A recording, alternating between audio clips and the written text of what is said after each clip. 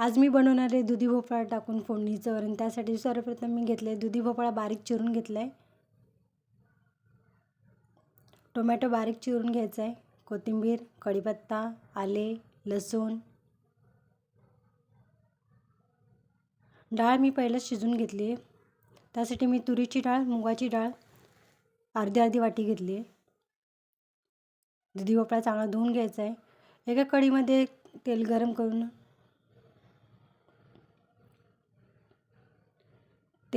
घ्यायचं आहे।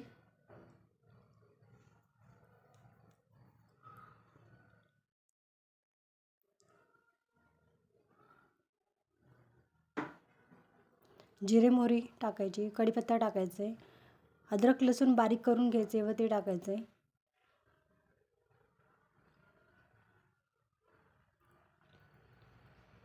आता टमाटे टाकूया आपण। लसूण चांगलं ब्राऊन झाला की आपण टमाटे टाकणार आहोत।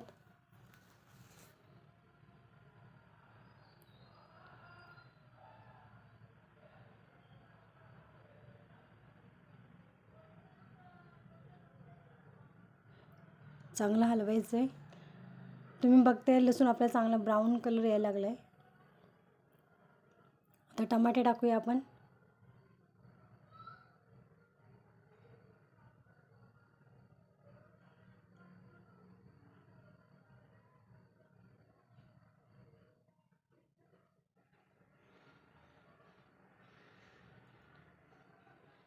मधून मधून हलवायचे। टमाटे टाकून आपण त्याच्यात मीठ, तुम्हाला जर तिखट पाहिजे तर तुम्ही तिखट पण जास्त प्रमाणात टाकू शकता। तिखट टाकायचे, हळद टाकायचे आणि भोपळा टाकून त्यात पाणी टाकायचे। आता आपण हे चांगलं मिक्स करून घेणार आहोत।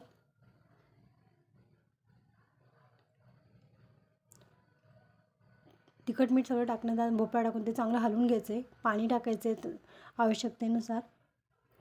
आता झाकण लावून ते चांगले वाफेवर शिजून द्यायचे।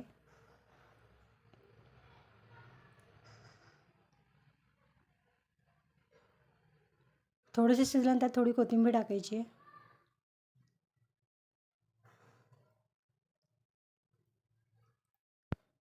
भोपळा आपला चांगला शिजत आला आहे।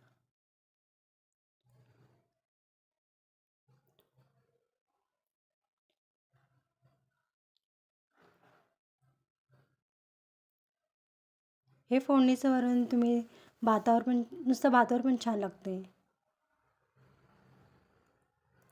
ही डाळ मी शिजवून घेतली आहे।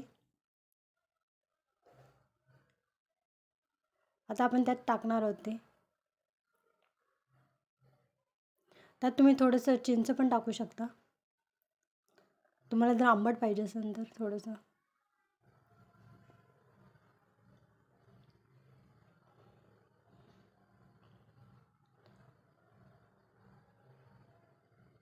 भोपळा आपला चांगला शिजलेला आहे। तुम्ही हे गरम गरम भातावर तुम्ही हे सर्व करू शकता।